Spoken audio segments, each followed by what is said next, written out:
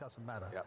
I'm afraid she's had to rush off, Bev. So what we're going to do is we're going to put your questions to David Davis, of course, who is a man who knows all about Tory party conferences and has been coming here for many, many years. Oh, 50 years. David, how many years have you been coming to Tory conference? Oh, 50 years at least. 50, oh, my God, but you don't look old enough to be coming for 50 years. But I want to get into tax and the work shy. Scarlett Maguire from JLL Partners said she thinks it's too big a mountain for the Tories to climb. What, the election? Win next time? No, look, it's never too big a mountain. I mean, I've been around, as you say, forever. Yeah. And back in prehistory, 1992, everybody was saying we were going to lose, you know. Yeah. And in practice, what we did, we came through with a 21 majority, you know. So, you know, it's always possible. It depends on the discipline of the party. Well, not much of that. Well, that's why I raised the point. It depends on the discipline of the party. It depends on the appeal that the leader is making. Right. And uniquely this time, I think it depends on that because, you know, we've been in power for well over a decade. People are saying, oh, it's broken Britain, it's your fault, you've been here forever. Rishi has to make a distinction. Now, he's made one distinction. He actually got a grip when he took over from Liz Truss, and it was obvious he was actually running the government, whereas before it was a bit chaotic.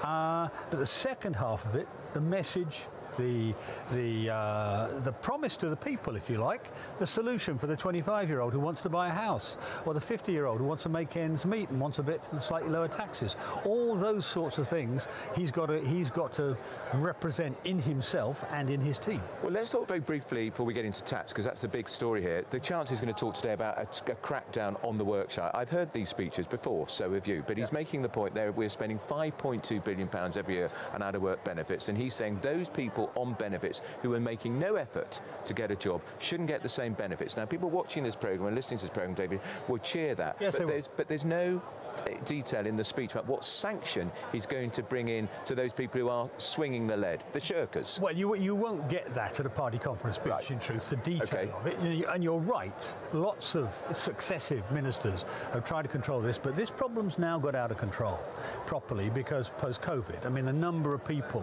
who are on welfare with no intention of working is much bigger than it's ever been. And it's a serious threat, not just to the balance of balancing the books, it's a serious threat to the productivity of the economy. You know, we and every other Western country have got to solve this. And you're right, the people want it solved. I had a conversation once on the train, you know, when the train was empty in the COVID days, that all the staff come and talk to me on blocks. I had this big sort of meeting, if you like, on the train, all working class people, mostly from Hull, and I said, oh, well, we're worrying about the welfare.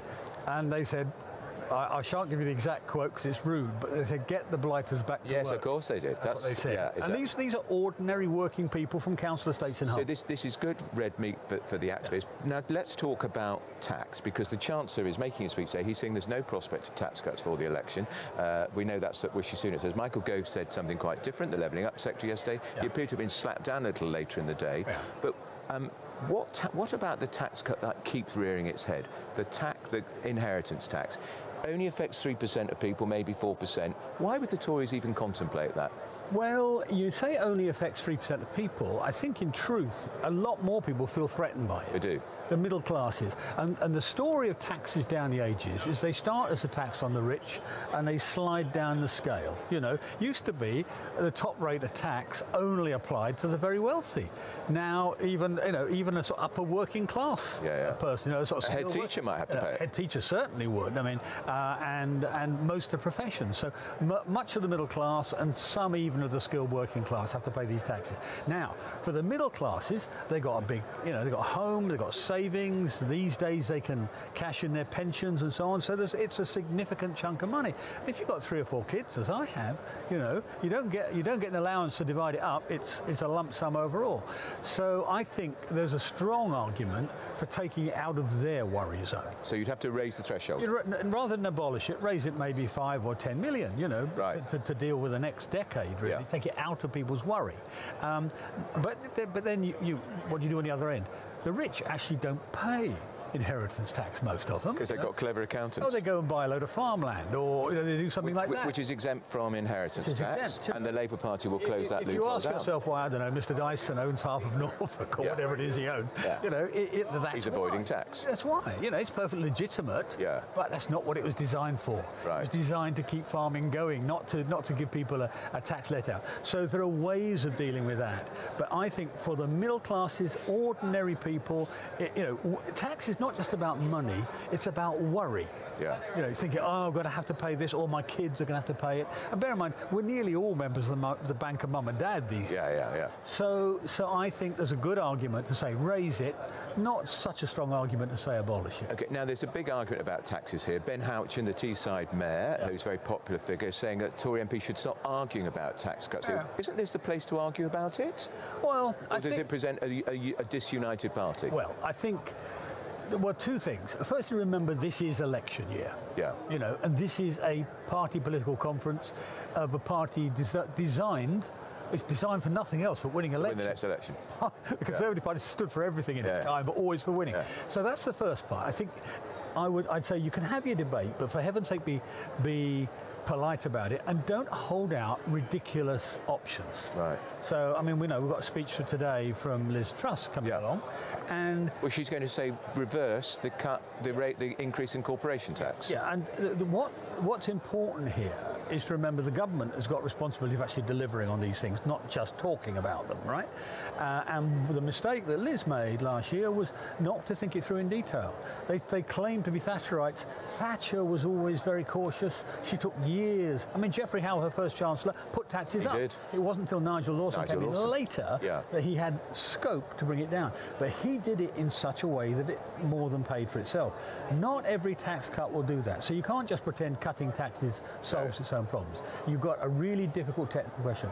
But right enough, what they are reflecting is that most Conservative voters want to see lower taxes. Most Conservatives want to see the country running on enterprise, on vigour, on ambition, So you want to rejuvenate the small businesses, that sort of thing. Small businesses are being whacked by a tax brought in by the former Chancellor, Rishi Sunak, now the Prime Minister, called IR35. Briefly explain what that is and why it's so pernicious. Well, it's much older than Rishi, to be fair. Okay.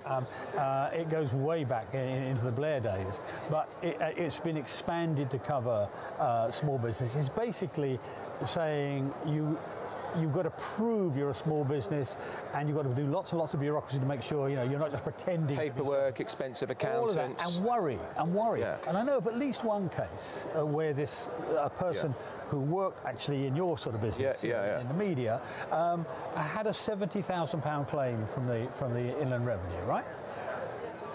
They said, OK, we'll go to the tribunal. She went to the tribunal. She won the tribunal, tax tribunal. She then went to the further tribunal, and she won that one as well. So she won all of the tribunals inside the system. So then they took her to court.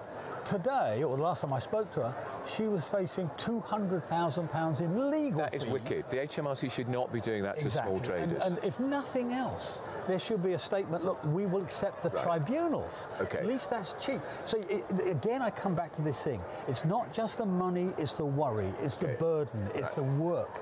Putting people off, making wealth. We've got a minute left. I want to talk to you about HS2. You're a Yorkshire MP. Yeah. The Prime Minister is not going to tell us this week that the HS2 extension is not going to come to the city of Manchester. It would be a rather bad optic, David Davis. But we shouldn't be doing it in the first place.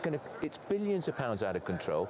And who invented the idea in the first place? Question: What have Tony Blair, Gordon Brown, David Cameron, Theresa May, Johnson and Truss all got in common?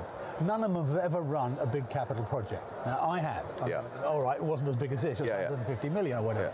But when it started, I said it's going to cost 4 times as much. Well, you're right. And it's turning out that way. It was never justified. They said, oh, well, it'll save 20 minutes on a journey time. I don't know what you do when you're travelling on business. I read them in newspapers. I'm working on my laptop. I work. Yeah. I work. Saving me 20 minutes of working time on the train is not a justification. And the other thing which is really worrying, and this is where the northern group who want HS2 should think, when you build big connectors like HS2 between 2 big cities, the smaller one loses out. the bigger one grows, not the smaller one. So Birmingham would end up losing out, Manchester would end up losing out, London would grow. We don't want that. That's David Davis.